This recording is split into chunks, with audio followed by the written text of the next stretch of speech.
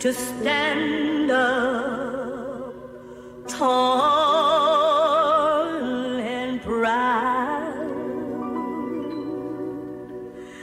I want you to speak up clear and loud.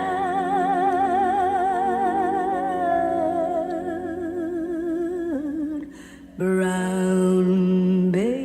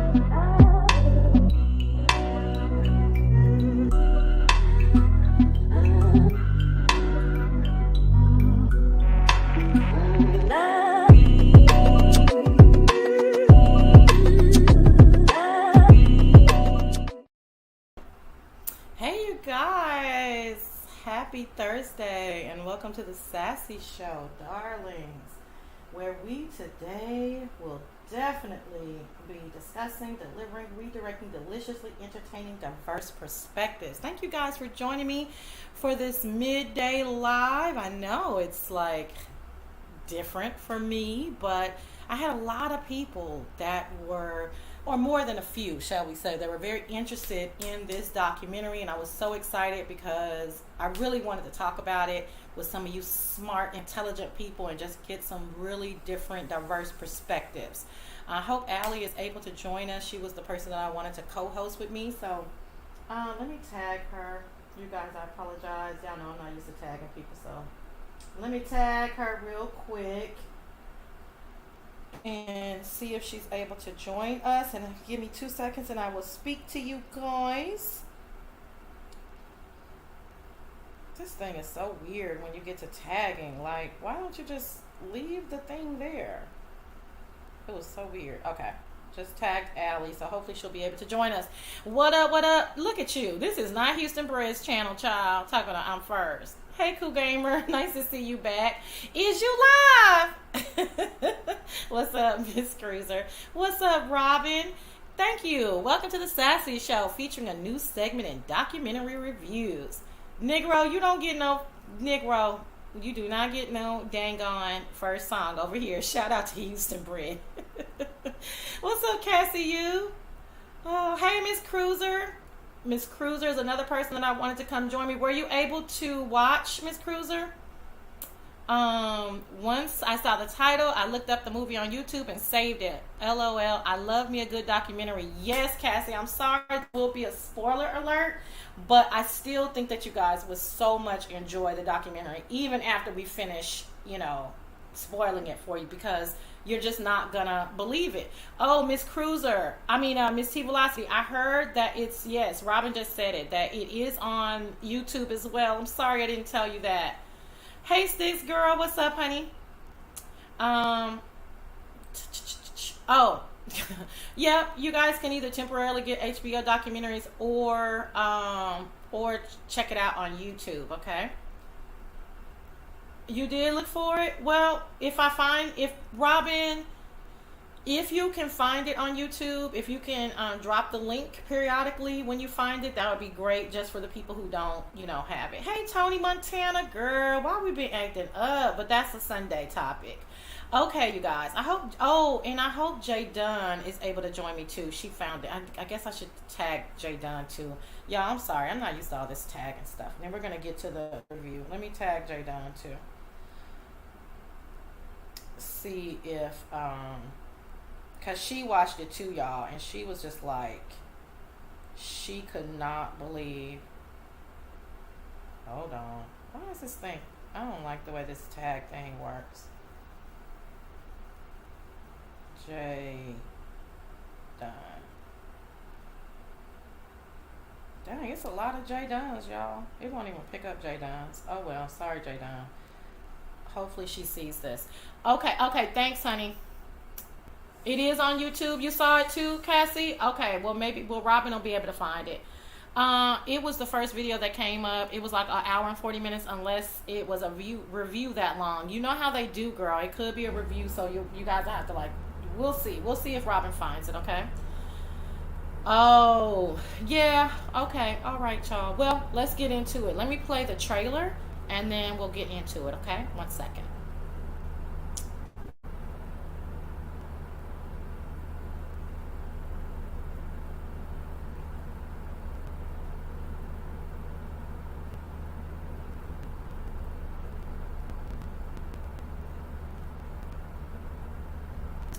Okay, I can tell y'all can't hear that, and I'm not sure why. So, let's do it again. I hate when I have this stuff ready. Oh, you can't hear it because I have it on mute. Because I'll be watching you guys on mute. Hold on, sorry about that, you guys.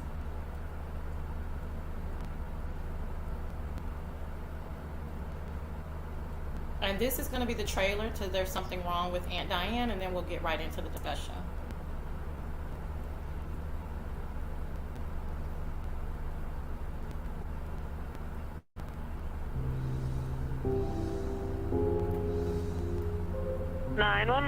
Hi, I'm at the Con Expressway. The car is going like 70 miles an hour in the wrong direction. Bad accident. Route 117. Is there any injuries? Yeah, there's a whole bunch of kids. I want to know what happened to my wife. What they're saying is not true. I wouldn't be doing this. I said to Diane, have a safe trip home. If she stopped for Advil, something was bothering her. If you just come forward and say, I'm sorry, she made a mistake, you could accept that. What are you trying to cover up? You tell me she was having a stroke or she was hallucinating due to an abscess, we're going to have to live with that. There will never be a concrete answer with absolute certainty which can be given as to what happened. Okay, so that's the trailer, and it's very interesting that even that trailer is so super short, because had they told you anything more than that, then it would be giving away the movie. So I'm gonna start at the beginning. Anyone who has seen it, I think Fifi, you saw it. Hey girl, welcome to the Sassy Show. Anybody who's seen it, just feel free to write in the chat. You can hit the link. And then Robin has the link right here, so any of y'all can see it. Again, I'm sorry, I wish someone would have tagged me and told me that you guys couldn't find it or you didn't have HBO, and I would have provided the link. But there it is for after we review it. What's up, Kind to Me? Anybody else that I missed? You guys, let me drop the link real quick. Fifi, if you want to come up, I don't know if you're probably at work, but okay. So I'll start with this. So you guys know I'm a documentary freak, right? And I had been seeing this documentary in my, feed for about 2 years, I think. And I just kept going over it, bypassing it, because I thought to myself, I don't really want to see a sad. Okay, honey. All right, Fifi. I don't want to see this sad story. I don't know what it's about, but I told y'all I was traveling last week, and we were watching movies, and hold on. Hey, girl. Hey, I'm at work. I know, right? So yeah, I was telling them that I was, oh good, Jay Don's here too. Okay, I was telling them really quick that I had kept bypassing this particular documentary because I just didn't understand, what it was going to be about. So how long ago did you see it? I saw it a couple of years ago, but then I saw it, I don't know if somebody was talking about it or something that made me go watch it. Mm-hmm. And I think that's how I watched it. Okay, girl. So the way we're going to do this is try to take it scene by scene. So the first scene, if I remember correctly, is us seeing the horrible car crash, correct? Correct. So we see this horrible car crash, you guys. We don't know any details yet. We just know that it is an awful, 3-car crash. We can at least see a burnt up car. We can see another car that has flipped over. And I believe there was one more car involved, or maybe there was just two. I don't know, but it's a horrific accident on the what do they call it up east, Parkway or whatever, you know. I think it was 4 lanes in either direction. Okay, just crazy. That's the first thing we see. Then the second thing we hear is that 8 people died in a horrific accident where 5 children died. So you're like, oh snap, you know. And then they get into the story. The next scene, we see her family crying. The husband has lost all of his children. His one child is in ICU. So we're assuming at the time that he is going to lose his entire family off of this one car crash. There's 3 other gentlemen that all lost their lives. A father and 2 sons. The father was 81. I think one of the sons was 51 or something like that, and then 57, something along those lines. Everybody has lost their life, and the community is rallying around the husband who lost mostly all of his children and his wife. They are setting up GoFundMe's. They are, you know how they do. They're rallying around them. They are sick to their stomach. We see the funeral, and it's just a sad, sad scene. Lord have mercy. The next thing we see are the state troopers coming out with a press conference.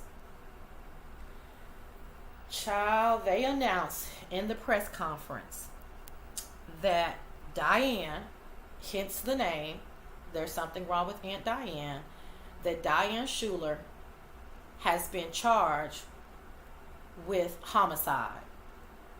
And we're like, wait, what? What happened? That she has been charged with homicide due to her having a toxicology report of 0.19 and marijuana in her system. Now, we all know that 0.08 is the legal limit. She was over double the amount of alcohol in her system. Go ahead, Fifi.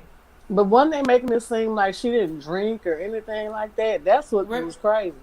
That's what we're going to get to, right? Okay. So the situation is, oh my God. So it turns from all of the community surrounding this father who has lost his wife and his children to what a disgusting bitch this is. What a horrible, horrible person. In the blink of an eye, they completely turn against the entire family. The toxicologist, the director of toxicology, tells us that the marijuana in her system was only 30 minutes to an hour before she died, and that the amount of alcohol in her system equals, for her body weight, equaled 10 alcoholic drinks. Okay, let me paint the scene and back to you, tell you what was going on the morning of the crash. The morning of the crash, Aunt Diane had taken her children and their cousins and the dog and her husband had gone on a camping trip. Okay? So it was family they turned against? Not her family didn't turn against her. The community turned against the family. So the morning of the crash, they are wrapping up this cute little mini vacay about 2.5 hours away from the town that they lived in, at a very popular camping facility, you know. The husband he's in a pickup truck. He's taking the boat or whatever, the canoes or whatever, some kind of water equipment, pulling it from his truck, and the dog. That's the only 2 people that are in the truck with the husband. Aunt Diane has her children, her 2 nieces, her 3 children, her 2 nieces, and herself are in a minivan. The minivan that they borrowed from the sister-in-law / aunt. Are y'all following? This is a little, you know, but let me know if you're following. Okay, so Aunt Diane takes the 5 kids down the highway. The family is so outraged, saying she does not drink. She drinks once a month. The husband admits, yeah, she smokes weed occasionally, but not to the point of being a weed head or anything like that. Aunt Diane is a boss. She is the CEO or the boss. She's the sole breadwinner. What do you remember her job exactly, Fifi? Fifi might be. No, I don't remember what she worked at because it was a couple of years ago when I watched it. Yeah, so her job was, she was a boss. You know what I'm saying? Like, and I don't mean that to be like, you know, people say, oh, she was a boss. No, she was seriously a boss with a staff and all of that. So, so he said, yeah, she occasionally smokes weed, you know. She worked for Cable Vision. She was like a head of Cable Vision. Yeah, she worked kind of. I mean, she was the husband didn't work, or he didn't work or whatever. She was a sole breadwinner. Hold on, y'all. Let's make sure. I do not like all of these things. J Dunn? Yeah, it's me. Okay, hey honey. Thank you so much for joining. Hey. All right, you're welcome. I'm in the middle of my day, but I can come for a few minutes. Okay, good. Okay, do you want to take off where I left off? We were talking about her job. Robin is telling me she was in billing, accounts, and receivable, over $100K job. Exactly. Okay. Yeah, you can keep summarizing like what you were doing. Okay. And so she was, $100,000 job, and this is in 2011. So she is the sole breadwinner. The husband probably has some little small job, but even his mom says that she spoiled him. He just wasn't very motivated kind of person, you know. And we'll get into that if you guys can remind me, because the aftermath is clearly showing that he's just not a self-motivated kind of guy, you know. He was lost without his wife, in other words. So. What was I? Oh, okay. So she was the breadwinner. Okay, so they're wrapping up the morning of this cute little vacay. They're just there for the weekend with all the kids. She has 5 kids in her car. Him and the dog. He heads out maybe 20 or 30 minutes before her, and she's to follow them, because y'all know if you got 5 kids, it's probably going to be a little bit harder to get them all together. Okay. During the investigation, because her family is saying this is not true. This is unequivocally, it is not who she is. It is not true. So then the police and the investigators are saying, now we already have proven the toxicology. Now we got to trace her steps. So they trace her steps. They trace her going to McDonald's 30 minutes later. Now, mind you, keep in mind that they're saying she had 10 drinks and smoked weed. We see her going to McDonald's, getting out of the van with the 5 kids, walking into McDonald's. No signs of inebriation, no signs of mumbling, stumbling, nothing. They interview all the McDonald's workers. They don't smell any alcohol. They don't see anything wrong with Diane. Nothing. That was 30 minutes after she got in the car. Then, hold on, y'all. Okay, honey. Bye. Thank you. So then, they trace her maybe an hour and a half after she runs into the gas station. You can tell she's asking for something, and she goes and looks for it in a hurry, probably because she got 5 kids in the car. She goes and looks for it. She doesn't see it. She asks the clerk. We can't hear her, but we can tell what we can. I'm sure J. Dunn would agree. We can literally almost tell what she's doing without the without the audio, right? So then she's not stumbling. The gas station attendant doesn't smell any alcohol. She's not tripping. She just walks in, hurries up, goes, looks at the counter where she thinks it normally is, asks the gas station attendant for whatever she's asking for. They say they don't have it. She leaves back out. Okay. Then, Lord, please don't let me cry. The next thing we see and hear are the kids, her nieces, calling their dad, saying, "Daddy, there's something wrong with Aunt Diane." He says, "Where are you?" And they was like, we don't know. He teaches them how to read. What do you call those things they done on the freeway?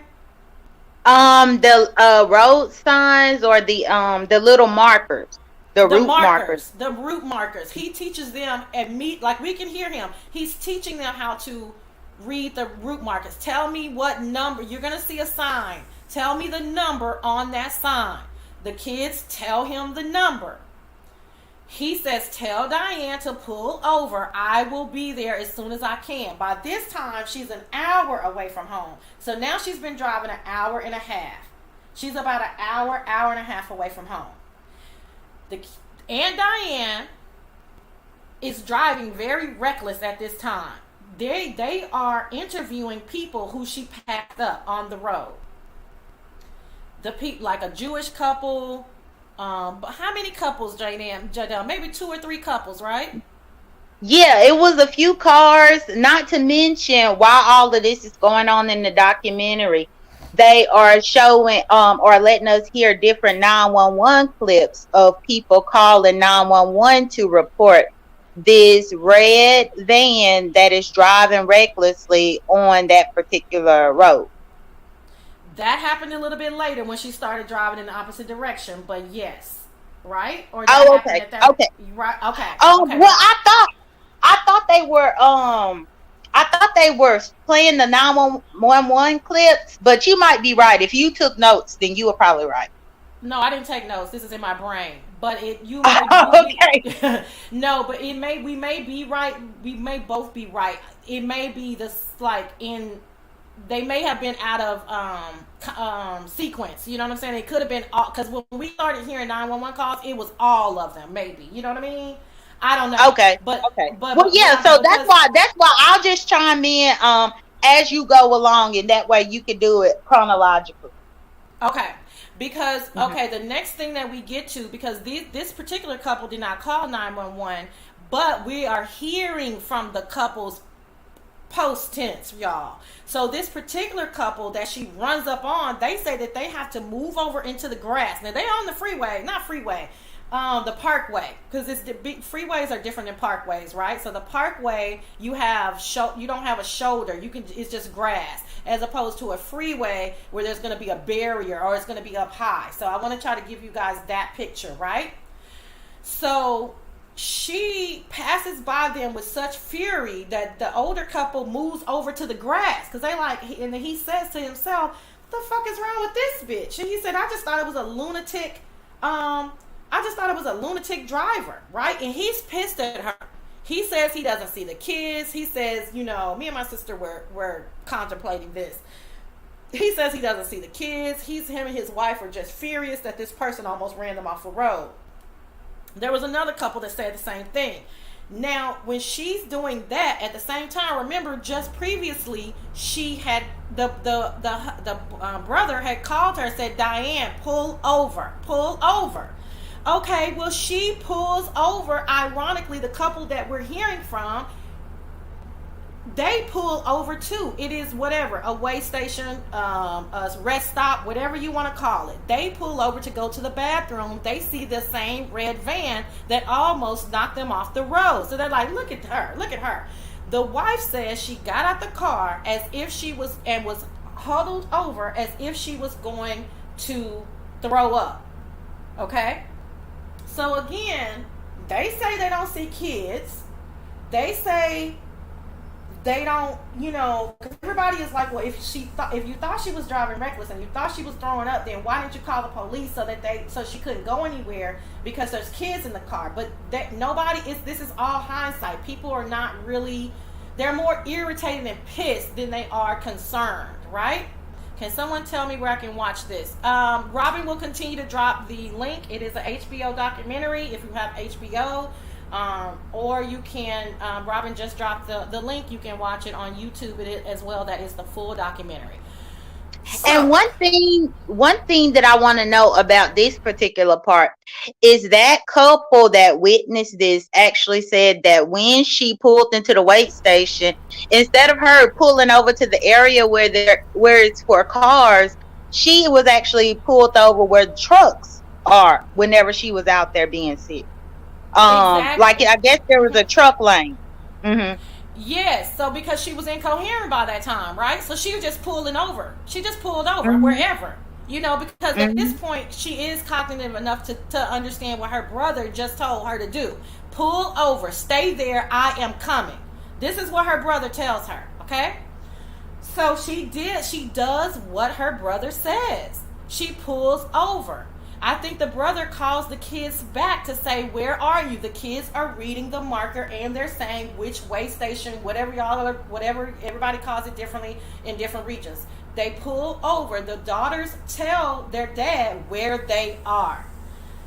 Okay, so he is on his way. Now the whole family is calling each other and they're saying something is fucking wrong with Diane. Something is wrong with Diane. So everybody is on alert. Her husband, I never remember her husband turning around though. I just remember the sister-in-law and the brother and the other sister whose van it is, right? Who she let them borrow the van so they could transport all the kids. All of these three families are involved because they all have kids involved, okay? So I think she has so it must be the wife of the brother, her sister-in-law. Anyway, these three families are involved. Like, we got to go get Diane. Something is wrong with Diane. Nobody's saying, oh shit, Diane's drunk again. Oh, we know Diane is on drugs. Nobody is thinking that. They're thinking, oh my God, something is wrong with Diane. Okay. The kids are old enough to say if she's drunk. Some of them are old enough to. They don't say that. They say something is wrong with Aunt Diane. Okay, what should have taken her 2.5 hours was taking her 4 hours. Thank you, kind to me. It took her 4 hours and she still wasn't home.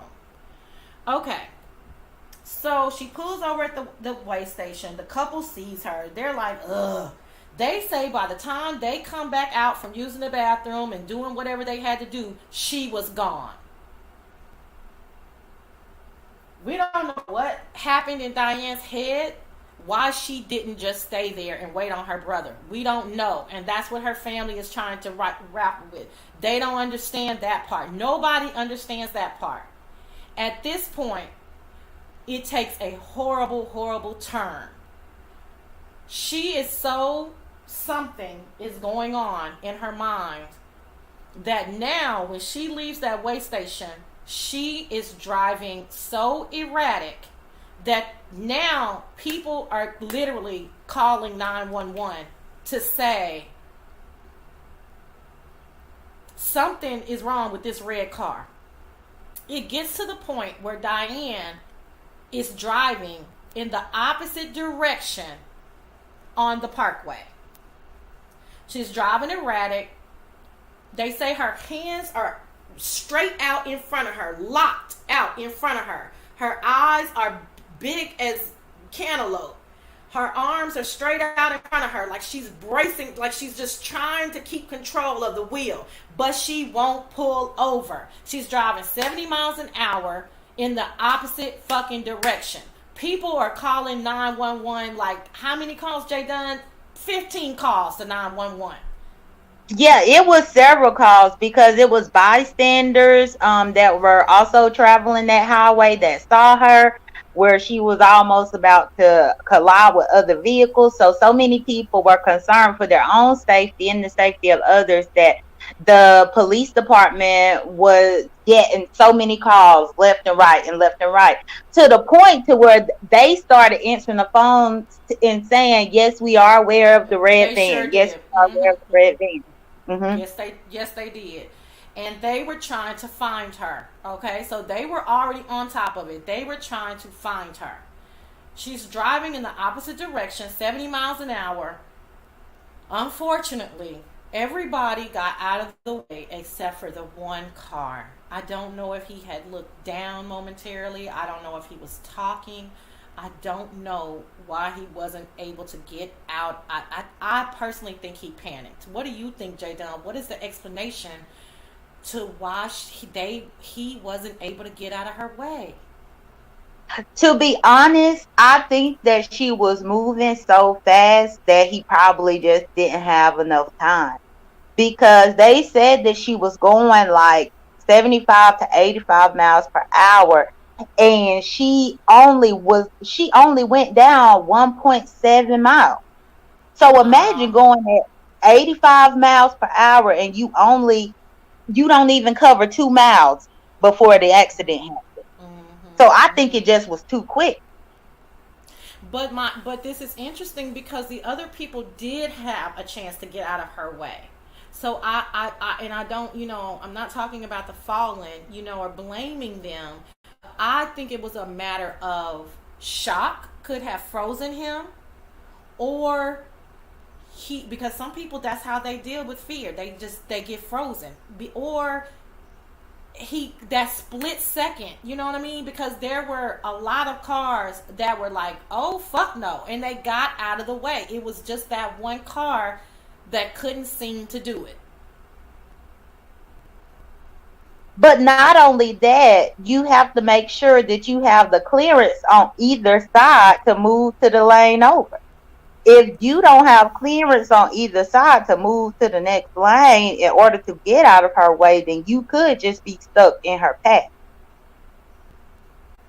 Yes, but some of them answered that too. We will never know, but some of them said, because again, this is not a freeway where you're up, where there's a barrier. You get your ass out the fucking way and get over to that grass, even if you got the, like a lot, like the majority of the people, they just got the fuck out the way. So my point is, if they saw everybody else getting the fuck out the way, you know how black people are, baby. If somebody running, you ask questions later.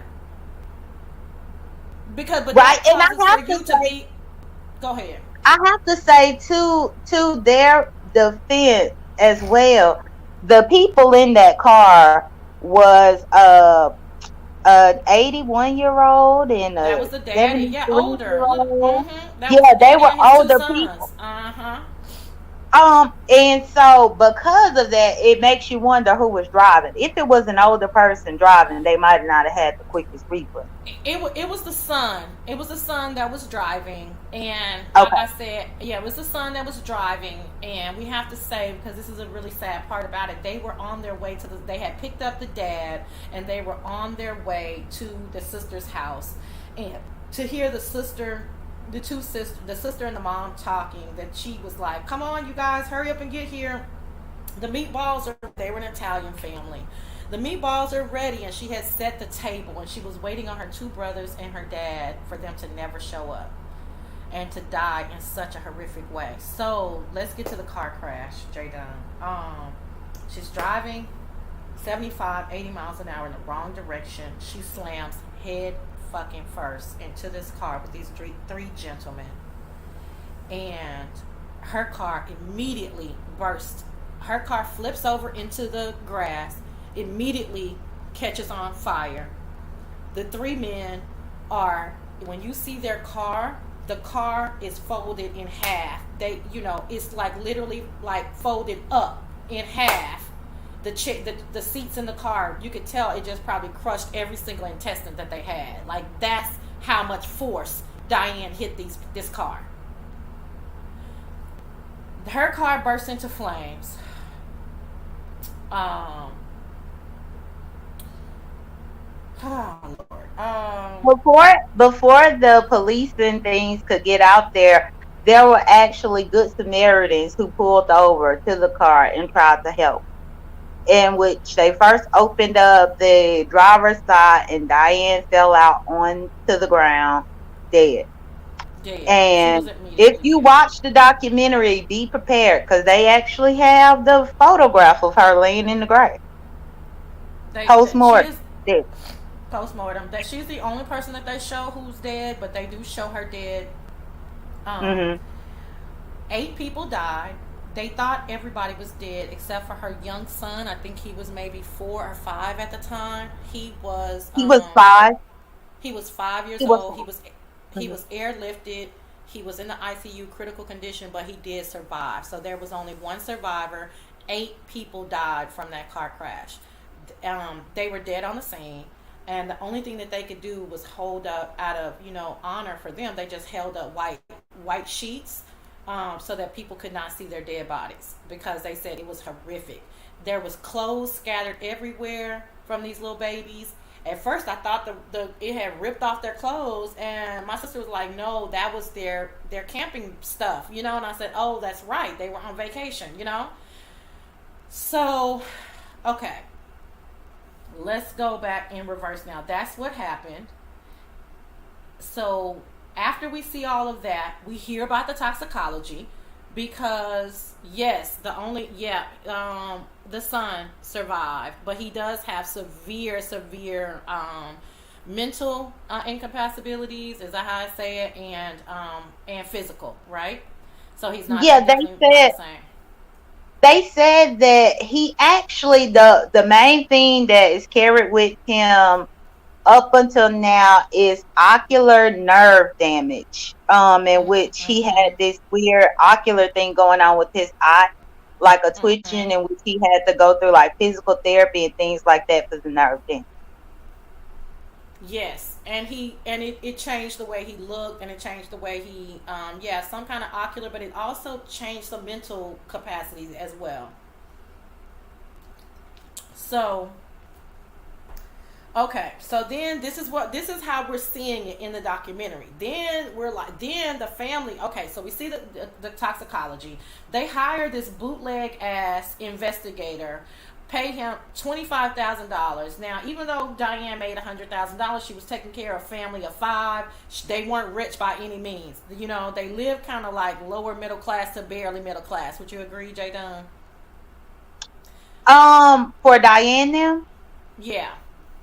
Yeah, I would agree. And one other thing that I want to add, Diane's husband left earlier, him with the camper on the back and him with the dog, to go back because Diane's husband actually worked the night shift and he was scheduled to work that night. So he went on ahead with his car, and with all the documentaries and follow-up that I've seen, they actually stated that he went home and went to bed because he had to work that night. So Okay, I just wanted to give you that detail. Yes, because I was saying that the man didn't work, but that's a little flippant. He had a security job. So what I was trying to say, what I should have said better, was that Diane was the breadwinner. He just had a very, lower level position job. You know what I mean? He was night security. That's what I should have said. But yes, so when they were calling him, he's not answering the phone because he's asleep. And he is that if you see him, he's kind of a lackadaisical, nonchalant, kind of flippant kind of guy. You know what I'm saying? So he's like, shit, they'll be okay. Whereas, like, my dad would have had to stay up until he saw that my mom was safe. And I'm not blaming him. I'm just saying that's the difference of his personality versus someone else's, right? He was like, she'll be fine. Nothing's wrong with Diane. She's not some crazy raging alcoholic. Nothing's gonna happen to her and the kids, So, okay. He goes to sleep. This is the reason why the brother, the sister-in-law, the other sister-in-law, they're all on the case, because they're like, John or whatever his name is, he's asleep. We gotta deal with this. So, okay, they hired this bootleg ass investigator, I'm calling him bootleg, but he's supposed to be top notch. The reason why I mentioned that they're just a regular, hardworking, middle-class family is because they don't have the money to get their own investigation, to do their own toxicology report, to, get their own, what's that thing called? Autopsy and they don't have that kind of money.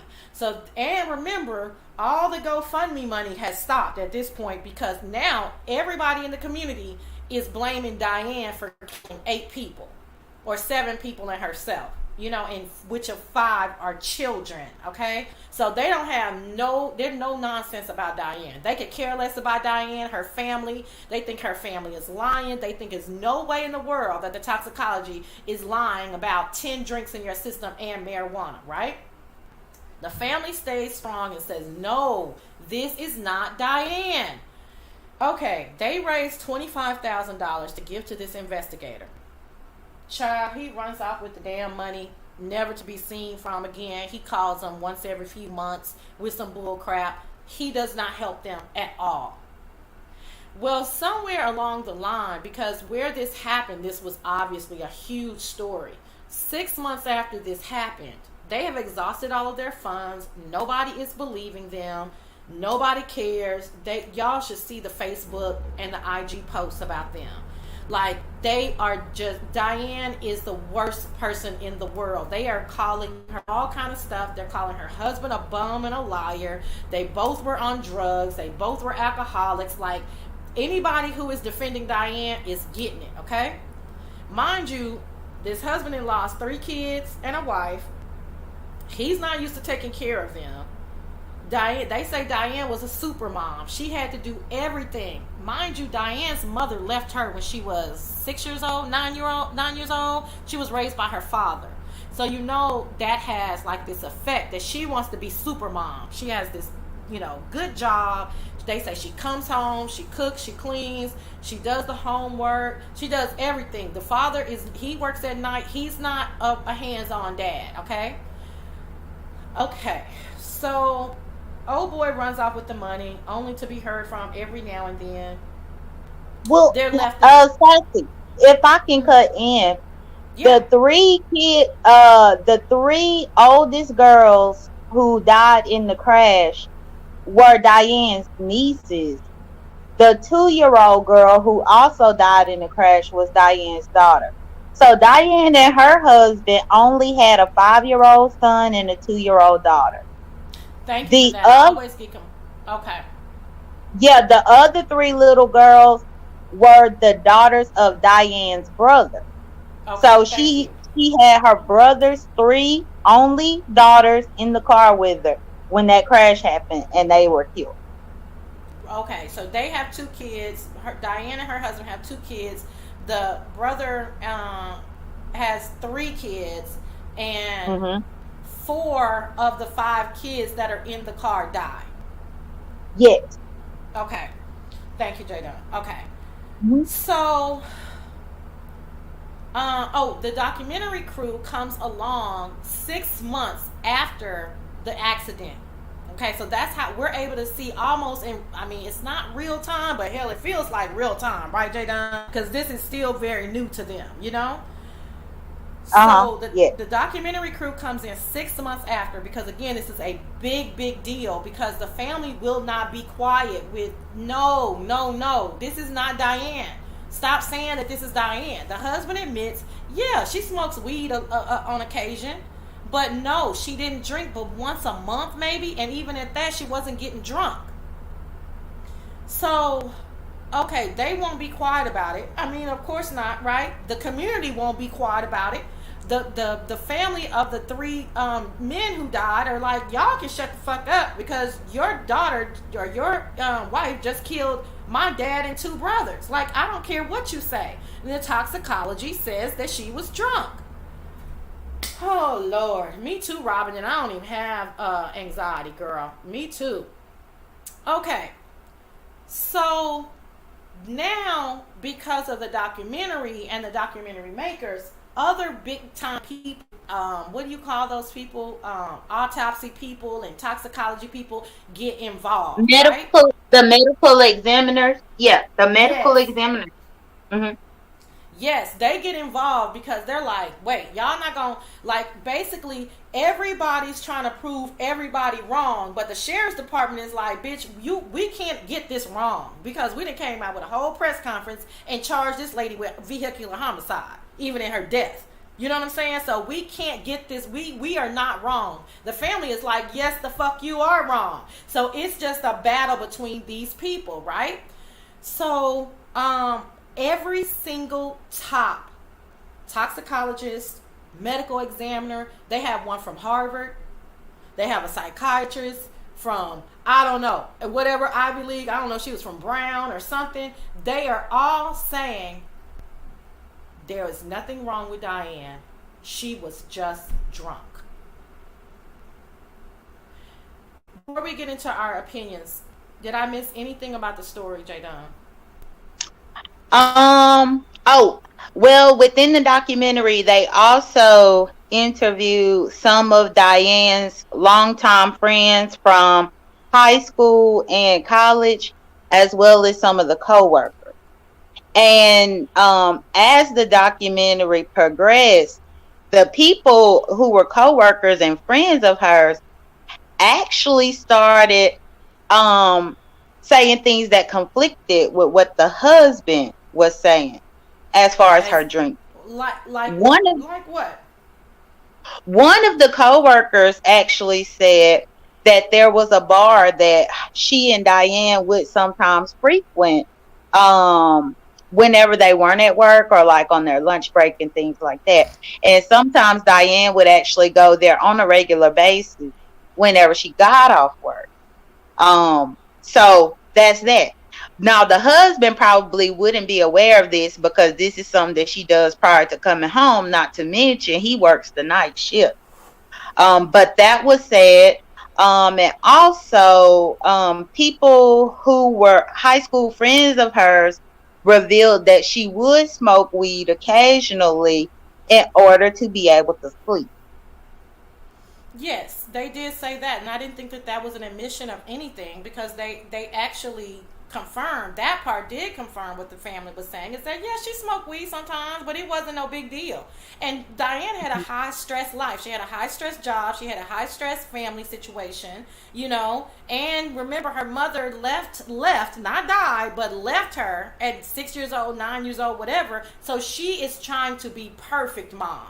That ironing clothes, and they said, remember the one friend said that excuse me, y'all, I'm getting the hiccups. The one person, I think both of their kids went to the same school, and she was saying that the only person that would beat her at the school was Diane. She was like, the only person whose kids were more well-groomed than hers was Diane. So Diane was this kind of mother.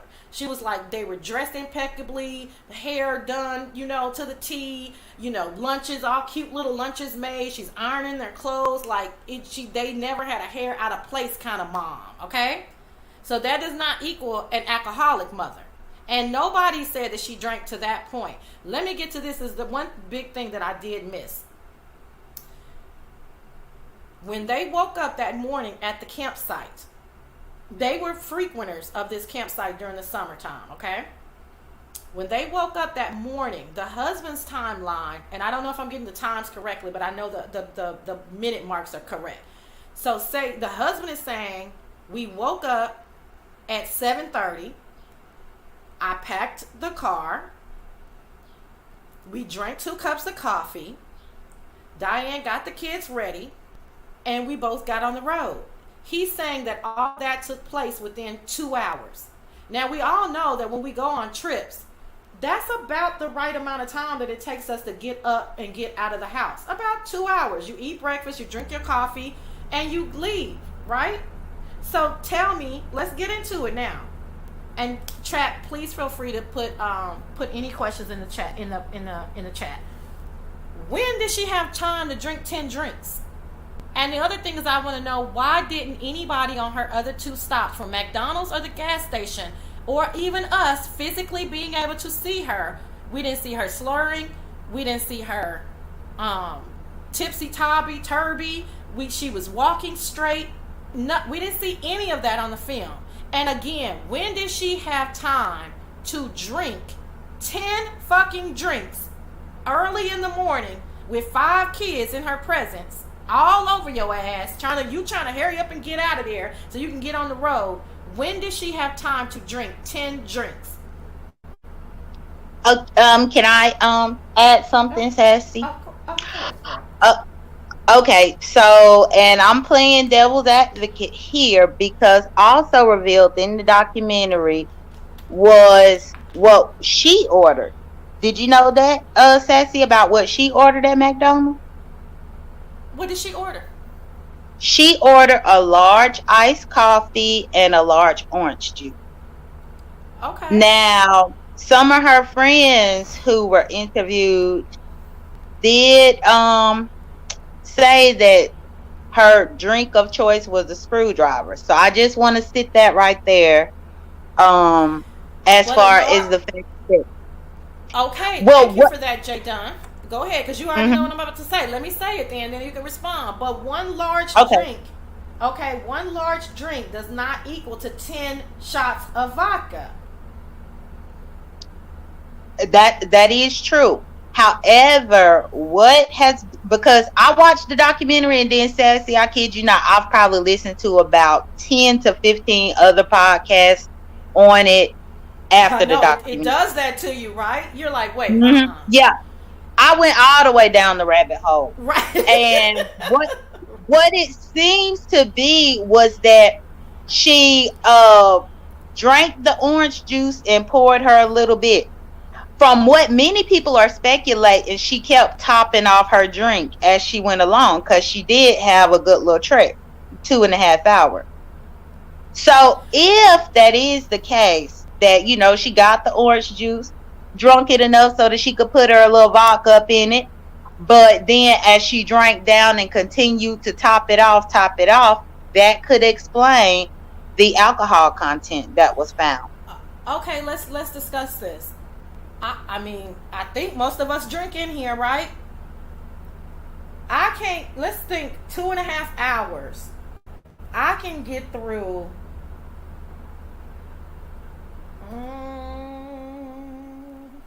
I mean, I have limits, right? But let's just say if I didn't have limits, because I'll start getting sick and all kind of shit. 2.5 hours, I mean, I can maybe do 3 drinks.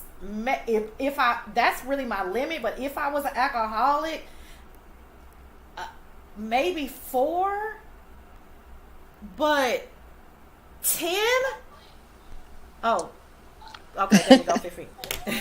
Sorry, I was a little too fast. My apologies.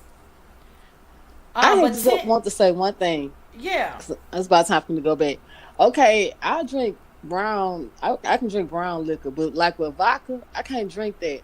Because when you drink it, I went out one night and I was drinking a lot of martinis.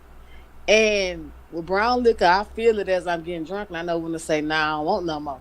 But with that damn clear, it'll sneak up on you. You'll just be drinking. The next thing you know, you can't walk. I'm serious. And your pretty titty ass is face down on Girl, the bed. no, like me and my friend had went out. It was a couple of years ago, and like they was steady buying me drinks. And I'm trying to be fancy. I'm getting, lemon drops. You know, you can do things straight liquor. Lemon drops. I love me some lemon drops. Girl, next thing you know, I told my friend, I was like, it was like all of a sudden it hit me. I said, oh, we need to go before I'm not able to walk to the car. By the time I got to the car, we was leaving. I was just throwing up everywhere because it just hit you all at once. But okay, Fifi, but that has happened to the best of us, right? But she was driving for so long, and the longer she sit, the more it's getting in her system, and she probably was like sneaking it in there. Them kids probably don't know what she was drinking. So what y'all are saying is that she has no self-awareness, that she literally wants to drink 10 drinks with 5 kids in the damn car. Yep. And she probably been drinking it. She probably be at work drunk. And nobody knew. Yes. Well, no, like it's on crackheads. People be on crack to work every day. Okay, so Sassy, I'm about to make this a little bit more complicated, and this is all based on what I've discovered. It does seem like the husband might have known. It seems that he has adamantly denied that over the years, because an admission of that could have revoked her life insurance policy that he was supposed to get. Well, tell me more. When did he? Why are you? Is this an assumption on somebody's part? No. I'm going based on the podcast that I heard, in which he knew that she would drink more than he actually admitted. Okay, I understand what you're saying. Her not drinking. To the fact. Okay, gotcha. Sorry about that. I'm interrupting. Go ahead. Okay. Yeah, he knew that she drank more than what he admitted out to the public, even to the point of saying that while they were on that camping trip, they both drank. That's why the bottle of vodka was there. And also, I wonder if that's the reason why she and him woke up drinking the 2 cups of coffee, because she could have very well still been slightly hungover from the night before. We don't know. Yes, but the toxicology says that alcohol was recent. So once you go to sleep, I mean, I get being hung over. That's a brain fog. But as far as it being in your blood system, I mean, they would have had to been drinking all the way up to, up to the morning. But after 8 hours, I was a flight attendant. It's called 8 hours bottle to throttle. That's a FAA federal rule. So I know for a fact that after 8 hours, it's gone from your system. So we would literally have timers set 8 hours bottle to throttle, meaning from the time we take off. You know what I'm saying? We have to have 8 hours clear. So if we get drug tested or P tested alcohol, because it wasn't just a drug test, then they can tell, oh yeah, I may have drank, but I drank 8 hours or prior. So any bit of sleep. Go ahead, honey. Well, I understand what you were saying. I'm just telling you based on what I've gotten from other information in order to contribute here to the discussion. Girl, but one other, I'm so glad your Virgo ass is here. I knew what you was gonna give, honey. I need all of that. You keep giving it to us because that is very interesting. Because I had never heard that it could have been possible that he was that clear-headed and thinking on his feet in regards to the life insurance policy.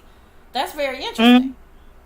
Yeah, because the life insurance, I don't know who they got their policy through, but I know there are certain clauses, like if it is, if her death happened because of a drunk driving or something like that, that could have hindered the life insurance payout because some insurance policies will have clauses like that in there. Of course. And so that's the reason why he has adamantly made her appear to be this person who didn't drink, didn't do this, didn't do that, when he knew that they both would drink from time to time. One other thing that was brought up was that she went in that convenience store actually looking for a gel cap pain reliever. In the documentary, the husband is speculating it was for a toothache. However, others who are close in the area and were around during that time, who have podcasts and different things, have stated that she was looking for that gel cap because she was hungover.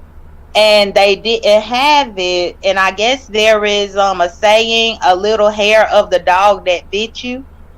And some people in New York who were around this story have speculated that because they didn't have that pain reliever to help her, that she called herself getting a little hair of the dog that bit you, which means drink a little bit of whatever it was that got you hungover or got you drunk in the first place to try to help you sober up. This is all speculation, but it's something to think about. It is, but it doesn't make sense. Okay, you drink. I ain't never believed that shit. I get me some goddamn alkaline water and sit my black ass down somewhere. But I do get that people do say that. I have a girlfriend, she'll drink a beer in a minute early in the morning to get rid of the hangover. Okay, cool. You know what I'm saying? Mm-hmm. Girl, why are 10 drinks? 10. One drink is too much for me when I'm in the car with kids. But okay, people do shit. Okay, 10 fucking drinks. And remember, when she's walking into that gas station, she ain't stumbling, mumbling, doing a dance. She is very coherent. That shit is weird. Let's answer this quick. Let's answer the chat and then let's keep going, because I didn't talk about what the family's speculations were when you said abscess. That brought me. Let's bring me back. Fifi, if you don't get out of here with that.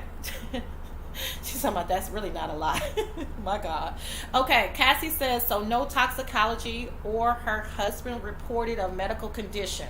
The assumption was just alcohol. It wasn't an assumption. The toxicology report said 10 equal to 10 drinks in her system. No assumption. This is toxicology. Yeah. Her blood alcohol level was almost a 0.2 or 0.02 or something like that. 0.19, almost 2. Y'all know that the toxicology is 0.08. She was over double the amount. And she had the THC as well, which they said that some people said that report was even able to say that the THC had been ingested 15 minutes to an hour before the crash, which I don't know if they have something that precise when measuring. Yes, okay. They do. In death, they do. Okay. Yes, they do. Yes, because they could just take a hair follicle and they can see how strong that is. And Jay Dunn is right. Jay Dunn says 15 minutes. I heard same thing, 30 minutes to an hour. So where did she stop and smoke weed? So she was smoking weed in the car with the kids? Diane is a whole trip. None of it makes sense. Diane. Well, and so. Well, and see, this is the reason why I say I went down the rabbit hole, because there has been talk that when that couple spotted her hunched over on the side of the car as if she was sick, she could have been hiding from the kids smoking the blunt or smoking the joint outside of the car. This is speculation. That's straight up speculation, because that was outside of a full rest stop. Like, damn, Diane, what is you doing? I mean, this is just what was said, but and this is through like different podcasts, but yeah. So the toxicology showed 100% that she was 2 times the legal limit with alcohol, and she had THC in her system. Robin says maybe gummies. That's a good guess, except for this is 2007. I don't know about that. Maybe an edible, in 2007. But her husband said that they smoked weed, so I don't know. But white people been. Can you still hear me, Sassy? Can you hear me? Oh, okay. Yeah, I had a call coming in, so I just wanted to make sure. I'm probably going to have to drop down in about 10 minutes, but I declined that call for right now. Okay, thank you, girl. We might be done in 10 minutes unless somebody else, but we're going to be done for the most part. I really appreciate you, Jay Dunn. So I have something. Let's talk about the family's assumption that it was look at Nurse Ratchet. She's on. I didn't even read it. I just saw brain aneurysm. That it was some type of brain aneurysm and or some type of something happened to her due to the abscess tooth. How do you think? How plausible is that? I mean, I'm asking you the question, but I know that the toxicology, I know that the medical examiner said absolutely not. But I'm asking for our sake of the story, how plausible do you think that their theory may be right? And they just never found it. For me, I don't think it's plausible at all. I honestly think that she might have been a functioning alcoholic, and I think that she might have been closeted. Because Sassy, let's go here. I know you recall that profound and riveting moment within the documentary in which the husband's sister Jay was outside talking to the camera crew while smoking a cigarette, and she jokingly laughed and said, "My family doesn't even know that I smoke." Girl, what you got to say about that? Just like the family didn't even know that she smoked until she smoking during the documentary. They probably didn't know that Diane was a closeted alcoholic. Or they were to the point to where they could have denial. Because if she truly believed that the family did not know that she smoked, then clearly they deny the smell whenever she is around. If that family didn't know that she smoked, then they probably were the type to deny the smell of any alcohol, if any, that might have been on Diane. Or maybe the wife / sister smoked when her husband was at work, and then took a shower, and he never, you know what I'm saying? But I'm playing devil's advocate, because girl, you're gonna see a lighter, you're gonna see a cigarette, you're gonna somewhere somehow somebody is gonna fuck up, right? Same with the alcohol bottle or the smell, like Jay Dunn is saying. I too, was that kind to me? I desperately wanted it to be a brain aneurysm or some type of malfunction.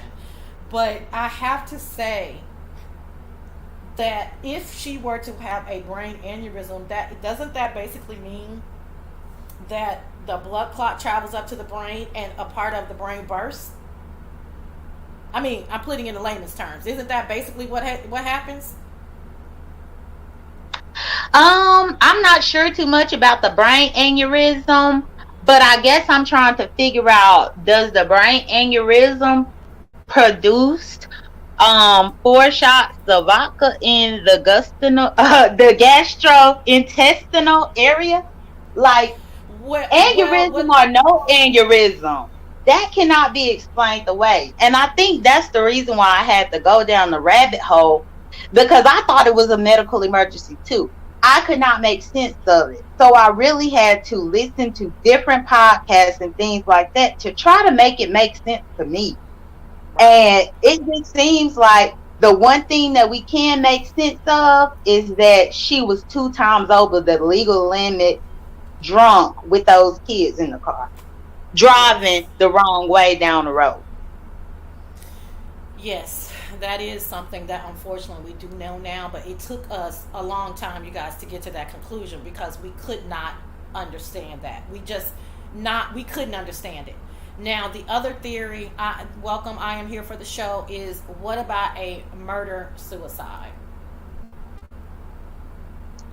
That's what I was thinking too, and that was another cause of speculation as far as why the husband hasn't admitted a whole lot, because he didn't want to jeopardize the insurance payout, but because there could have been an issue, a marital issue between he and Diane. Again, purely speculation, but some of her co-workers that were interviewed had explained that when they would go out to drink, she complained about her marriage. He did not appear to be a loving, caring, thoughtful husband, and she definitely seemed like she was very overwhelmed by him and by choosing him as a mate. That was pretty clear. And then we saw examples of that, of how he treated his only living son. He was not there for his son. Even the family, the sister, started complaining about her having to take care of the son and how ruthless he was when he tried to talk about his mom and remember her. He was not an understanding guy at all. Not only this, but another key point within the documentary is that the sister-in-law, who is the husband's sister, and also the one who says the family doesn't know that she smoked, she actually revealed within the documentary that the husband says that he will never be able to forgive Diane for the accident and for dying in the accident, because he never wanted to be a father in the first place. And that she was the only one who wanted children, and she promised him that she would be there to do all the parental duties, but because of this accident, she has now left him as a parent, which is something that he never wanted in the first place. That's exactly what he said, almost word for word. Thank you for that. And he also said that he wanted to run away and to Alaska. Yes. So I have not been able to find anything about where he is now. Were you able to find anything? I honestly didn't look up anything for him. I did try to Google search the son, because he seems to be I think he's probably about 20 years old now, something like that. And so I was trying to look him up to see how his condition was as an adult, but I couldn't find anything on him. But no, I didn't even look up the dad. I'm glad that you said that, because I looked up both of them, and you can tell that they have scrubbed the internet of any remembrance or resemblance of them. If you put in their names, all you're going to find is the documentary or them people talking about the accident. You can't find anything about the son and the dad and where they are currently. It is the wildest thing. And for somebody to go through such measures to scrub the internet, that's what is going on with that. That's weird. Like, I mean, we can find out about almost anybody, There is nothing about the son or the daughter. I mean, excuse me, the son or the husband. I guess I need to, and I might put it on my community wall. And Jay Don, if you remember, maybe let's look up the sister and the brother. You know, now one thing that we did miss before Jay Don goes, the sister, brother-in-law, whatever, brother-in-law, sister, whatever, whoever, the red van people who lost 3 kids, they don't fuck with Diane, her husband, or nobody else involved with this situation. They didn't want to be interviewed for it, and they not fucking with them. So but you do know why though, right? Well, they lost 3 kids. Not only that, but Diane's husband tried to file suit against them because it was their van that Diane was driving. Oh Lord, he's in the crash. Fucker. You lying, girl. That's a rag. I promise. Lying to me. Oh my God. I promise. And not only that, but those 3 men who had nothing to do with this family who were killed, that family was going after Diane's husband. Diane's husband then in turn tried to shift the blame and go after Diane's brother since it was Diane's brother car. There was like lawsuits going back and forth flying because everybody was trying to get their lawsuit in before the statute of limitations. My God, girl. Yeah, it's so much more that happened after the documentary. And I found all that up in, like, you know, there are some podcasts that actually spoke about it from a legal standpoint and, you know, talked about the different legal cases. And then even to the point to where Diane's husband tried to go against the state of New York for not having the roads properly documented in order for her to because Diane entered the ramp the wrong way. He felt like there should have been more signs. It was ugly and muddy, but that's the reason why Diane's brother doesn't fool with him now. He did all that to them after their 3 only daughters died in that car with Diane. That's some sad, sick shit right there, ain't it? Mm-hmm. So I wonder, I think Fifi said this. I'm not sure if she's still in here. What's up, Janetta? Hey, welcome to everybody who's coming in. We are wrapping up our commentary on the documentary. It's an HBO documentary. Robin will continue to drop the link. You can find it for free on YouTube as well. We are wrapping up our commentary for There's Something Wrong with Aunt Diane. Please read all the back. This is a really, really, really fascinating and interesting tale, tragedy. And what was I about to say? Dang, who said something that I wanted to see? I wanted to say something about. I never forget my thought process. I just literally forgot my thought process.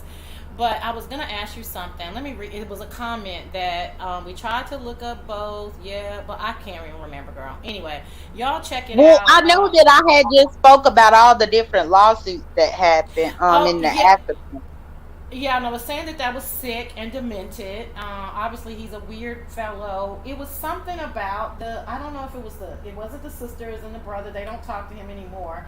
I apologize, you guys. I literally just lost my train of thought on that part. I mean, I think I just started thinking about those kids and them losing 3 children just on a simple vacay. The good news is that the couple who lost their 3 daughters that day, they ended up conceiving again a few years later, and now they have another little girl. Girl, you know they don't, baby. I hope that child has a normal life because, honey, they probably don't let that baby go to, baby, they probably homeschool and everything else, honey. You know how close that child, girl, I pray that they are able to have some resemblance of a normal life and just remember the happy times with their babies, because that is devastating.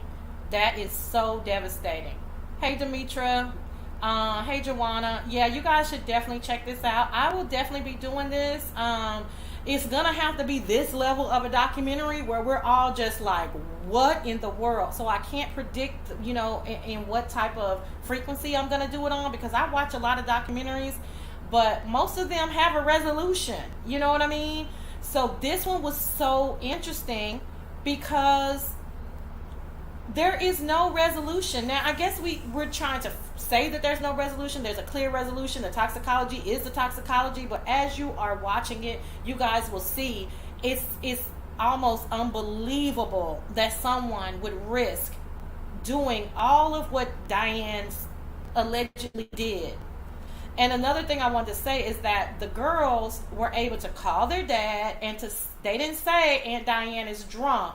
They said something is wrong with Aunt Diane, hence the title of the documentary.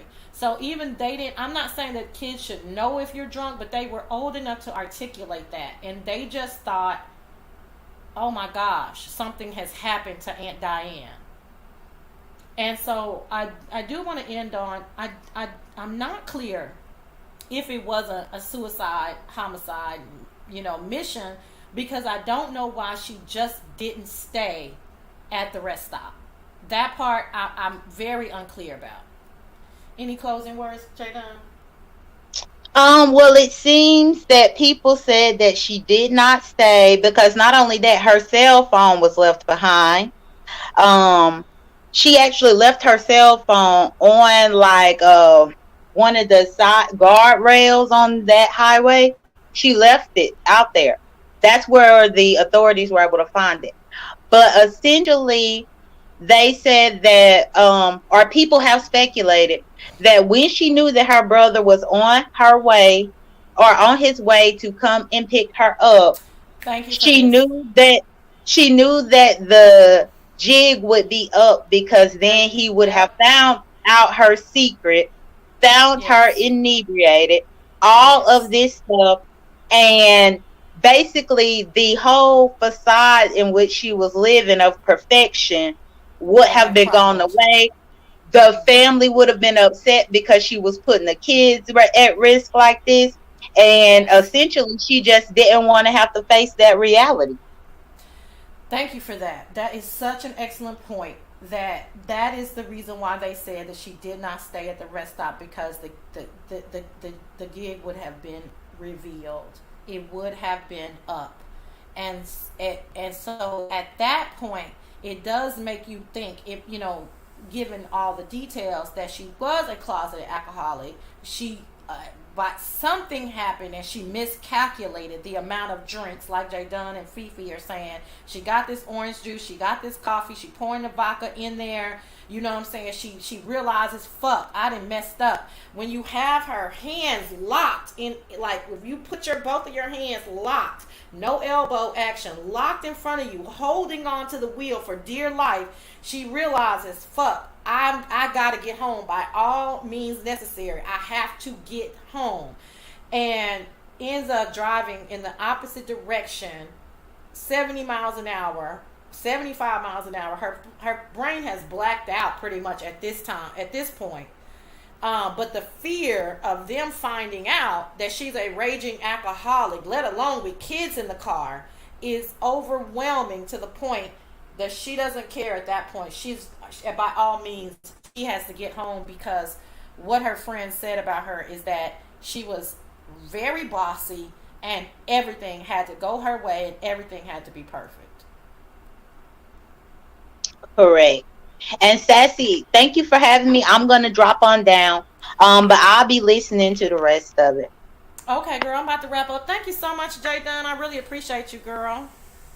Okay, you're welcome. And you need to fire Allie as your co-host when it comes to movie stuff, because I'm always on top of the case. But okay, bye. Never again. She's been replaced that quick. Okay. All right. Bye. Bye. Yeah, and everybody who's guessing who hasn't seen the movie, that's fine for you guys to guess. But once you see the movie, it's not an open and shut case.